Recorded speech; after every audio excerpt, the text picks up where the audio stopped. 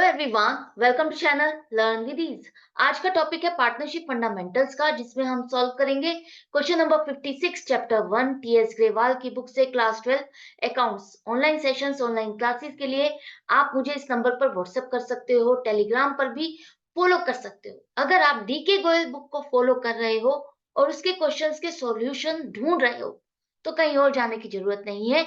इसी चैनल पर प्लेलिस्ट को चेक करो, जहां पर हर चैप्टर के साथ सारे क्वेश्चंस अपलोड किए गए हैं, इजी एक्सप्लेनेशन, कॉन्सेप्ट क्लैरिटी और टिप्स और ट्रिक्स के साथ।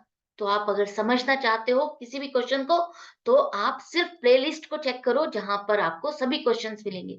साथ में ही कम्युनिटी सेक्शन में मैंने एमसीक्यूज अपलोड किए हैं क्विज के फॉर्मेट में, जहां पर आप उन्हें अटेम्प्ट करो, प्रैक्टिस करो और अपने एमसीक्यूज भी स्ट्रॉन्ग करो। तो आज के क्वेश्चन में देखते हैं क्या कह रहा है क्वेश्चन। सजल और काजल दो पार्टनर्स हैं। यहां पर इनकी प्रॉफिट शेयरिंग रेशियो है 2:1। 1 अप्रैल 2022 को उनकी कैपिटल है 5 lakh 4 lakh. Profit and loss appropriation account और पार्टनर्स कैपिटल अकाउंट बनाना है 31 मार्च 2023 के लिए। इंटरेस्ट ऑन कैपिटल देना है 5% पर एनम के हिसाब से। साथ में ही कहा गया है कि जो काजल है उसने फर्म को लोन दिया हुआ है 3 लाख रुपए का, जिस पर हमें इंटरेस्ट ऑन लोन देना है। इंटरेस्ट ऑन पार्टनर्स ड्रॉइंग्स भी आपको चार्ज करना है 6% पर एनम के हिसाब से। दोनों पार्टनर की ड्रॉइंग्स है। साथ में ही डिविजिबल प्रॉफिट का 10% जनरल रिजर्व में आपको ट्रांसफर करना है। पूरे साल में हमें प्रॉफिट कितना हुआ है? 7,02,600 रुपए। तो 7,02,600 रुपए का जो ये प्रॉफिट है, ये वो प्रॉफिट है जिसमें से अभी हमने interest on capital, interest on loan, ये सब कुछ अभी खर्चा माइनस नहीं किया। तो करना क्या है, कैसे स्टार्ट करना है, देखो। सबसे पहले हम बनाएंगे प्रॉफिट एंड लॉस अकाउंट। क्यों बनाएंगे? जो प्रॉफिट है आपका 7,02,600 रुपए, इसमें से हमें जो लोन पर इंटरेस्ट देना है, जो पार्टनर ने फर्म को लोन दिया है, उस पर जो इंटरेस्ट बनता है वो चार्ज अगेंस्ट प्रॉफिट होता है, जिसे हम प्रॉफिट एंड लॉस अकाउंट में ही दूसरे खर्चों की तरह पूरा पूरा खर्चा डालेंगे। तो ये खर्चा कितना डलेगा? 3 लाख पर पूरे साल के लिए कहा है, फॉर द कंप्लीट ईयर लिखा है। तो आप 3 लाख पर पूरे साल का इंटरेस्ट कितने रेट से लगाओगे? जब रेट क्वेश्चन में नहीं दिया, तो आपको कौन सा रेट लगाना है? 6% पर एनम। ये मिनिमम रेट है जो कि आपको उसके लोन पर इंटरेस्ट देना ही देना है। या तो पार्टनरशिप डीड में जो इंटरेस्ट रेट दिया है वो लगाना है, लेकिन वो 6% से ज्यादा होना चाहिए। या तो 6% या 6% से ज्यादा होना चाहिए। अदरवाइज अगर पार्टनरशिप डीड में कुछ भी मेंशन नहीं है, साइलेंट है, तो आप अपने आप से 6% पर एनम पार्टनरशिप एक्ट के अकॉर्डिंग उस लोन पर इंटरेस्ट उस पार्टनर को दोगे। तो 18,000 रुपए का इंटरेस्ट ऑन लोन खर्चा है, जिसे आप डालोगे। उसके बाद जो प्रॉफिट बचेगा, उसे हम profit and loss appropriation account में ट्रांसफर करेंगे 6,84,600 रुपए। ये वाला प्रॉफिट जो आप एप्रोप्रिएशन में ट्रांसफर करोगे, ये आप पार्टनर्स में डिस्ट्रीब्यूट करोगे। तो प्रॉफिट एंड लॉस अकाउंट आपको बनाना है, चाहे वर्किंग नोट में ही बनाना है, लेकिन आपको बनाना जरूर है, दिखाना जरूर है कि आपने ये प्रॉफिट कहां से, ये फिगर क्यों लेकर आए। क्लास 12 के एग्जाम्स बोर्ड के एग्जाम्स है, जिसमें आपको ध्यान रखना है, एक तो क्लैरिटी का, दूसरा आपकी जो फिगर्स आप लिख रहे हो वो कहां से आ रही है, ये आपकी क्लियरली पता चलनी चाहिए वर्किंग नोट्स के साथ, ताकि एग्जामिनर उससे इजीली लोकेट कर सके, उसे परेशानी ना हो, उसे कंफ्यूजन ना हो, उसका टाइम वेस्ट ना हो। अगर आपने मैसी क्वेश्चन किया है तो वो इरिटेट हो जाएगा, उसे कोई चीज नहीं मिलेगी तरीके से, तो आपके मार्क्स डिडक्ट हो सकते हैं। तो हमें ऐसे क्वेश्चन करने हैं, जो भी हमारी फिगर क्वेश्चन से हट के चेंज हो रही है, तो हमें उसका वर्किंग नोट बनाना है, दिखाना है कि ये चेंज क्यों हुई। तो प्रॉफिट एंड लॉस अकाउंट आप बनाओगे, वर्किंग नोट में बनाओ चाहे फेयरली बनाओ, बनाओ जरूर कि आपका प्रॉफिट 7,02,600 से चेंज होकर के 7,84,000, सॉरी 6,84,600 रुपए क्यों हो गया। करेक्ट, एक बात क्लियर हो गई। अब हमारा प्रॉफिट एंड लॉस अकाउंट का ये प्रॉफिट आ गया। अब पार्टनरशिप डीड ने कहा है कि interest on capital 5% per annum देना है। तो दोनों पार्टनर के कैपिटल 5 लाख और 4 लाख है, जिस पर हम इंटरेस्ट दे देते हैं पूरे साल का 5%।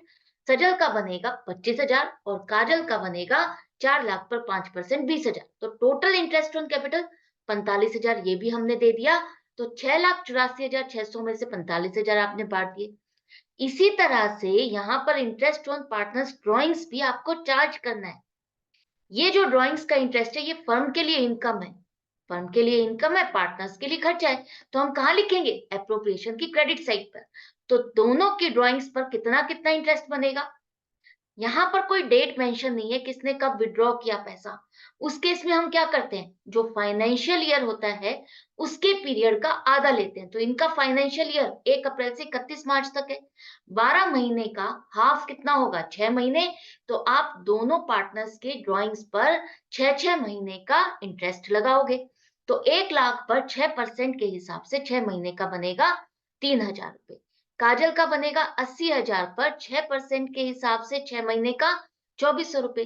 तो टोटल इंटरेस्ट ऑन ड्राइंग्स आपका आ गया 5400 रुपए। करेक्ट है, ये भी इनकम है। जैसे ये प्रॉफिट एंड लॉस अकाउंट से इनकम आई, ये भी इनकम है जो हम पार्टनर्स से चार्ज करेंगे उनकी ड्राइंग्स पर, उनसे ये चार्ज किया जाएगा। तो एक तरह से ये भी एक प्रॉफिट ही हो गया जो पार्टनर्स में डिस्ट्रीब्यूट होगा अल्टीमेटली।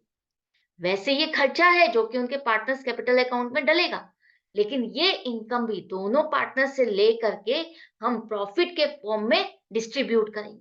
अब देखो जो लास्ट पॉइंट है, जहां पर आप मैक्सिमम गलती करते हो या कर सकते हो वो समझो। यहाँ कहा है कि 10% of the divisible profit is to be transfer to general reserve. General reserve में ट्रांसफर करना है 10% डिविजिबल प्रॉफिट। अब डिविजिबल प्रॉफिट कौन सा है आपका? 7,02,600 वाला, 6,84,600 या 6,84,600 माइनस 45,000, ये आपका डिविजिबल प्रॉफिट है। इनमें से कोई भी नहीं है। डिविजिबल प्रॉफिट आपका होगा 6,84,600 प्लस 5400। जैसा कि मैंने अभी बताया इंटरेस्ट ऑन ड्राइंग्स ये भी प्रॉफिट का ही पार्ट है जो कि पार्टनर्स में डिस्ट्रीब्यूट होगा। तो आप इसको प्लस करोगे, माइनस जो आप अभी तक बांट चुके हो इंटरेस्ट ऑन कैपिटल के फॉर्म में, जो बांट चुके हो उसको माइनस करने के बाद जो बच गया ये अब आपका डिविजिबल प्रॉफिट है। प्रॉफिट शेयरिंग रेशियो में जिसे अब आपको डिस्ट्रीब्यूट करना है वो प्रॉफिट आपका डिविजिबल प्रॉफिट आता है। तो 6,45,000 वो प्रॉफिट आपका आ गया। इसका 10% जनरल रिजर्व में ट्रांसफर करना है, ये भी आप एप्रोप्रिएशन में ही दिखाओगे क्योंकि प्रॉफिट का ही एक तरह से डिस्ट्रीब्यूशन कर रहे हो। पार्टनर्स में नहीं बांट रहे हो तो आप एक रिजर्व क्रिएट कर रहे हो, बैलेंस शीट में इसको शो करोगे, फ्यूचर की इमरजेंसी के लिए आप इसको प्रिपेयर कर रहे हो। तो प्रॉफिट का ही एक पार्ट है, एप्रोप्रिएशन ही है। तो जनरल रिजर्व आप एप्रोप्रिएशन में ही दिखाओगे। तो 10% 6,45,000 का 64,500 रुपए जनरल रिजर्व में आपने ट्रांसफर कर दिया। अब प्रॉफिट कितना बचा? अब प्रॉफिट आपका बचा है 5,80,500 रुपए, जिसे आपको प्रॉफिट शेयरिंग रेशियो में डिस्ट्रीब्यूट करना है। क्वेश्चन में दिया है 2:1, तो सजल को मिलेंगे 2:1 का मतलब है जो ये प्रॉफिट है इसके 3 हिस्से करने हैं आपको।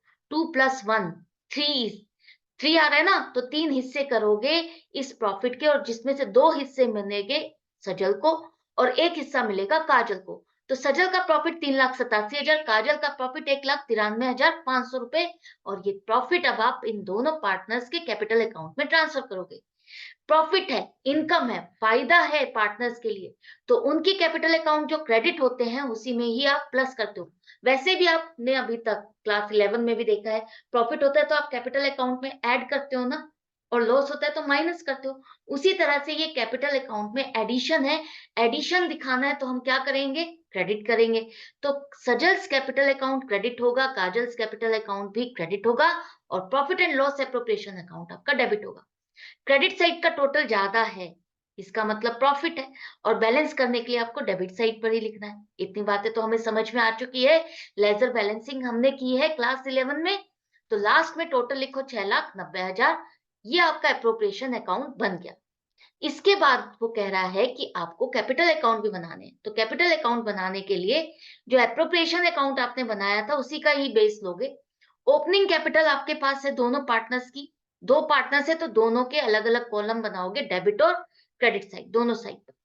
5 लाख और 4 लाख क्रेडिट साइड पे लिखोगे, क्रेडिट बैलेंस है इन दोनों पार्टनर्स का तो क्रेडिट साइड पे लिखोगे। अब ये थे ओपनिंग बैलेंस, जो अब हम इंटरेस्ट ऑन कैपिटल या सैलरी कमीशन जो भी देते हैं वो साल के आखिर में देते हैं, फाइनेंशियल ईयर के एंड में देते हैं। तो 31 मार्च को ये सारी एंट्रीज करोगे क्योंकि 31 मार्च को ही तो आपको प्रॉफिट पता चलता है।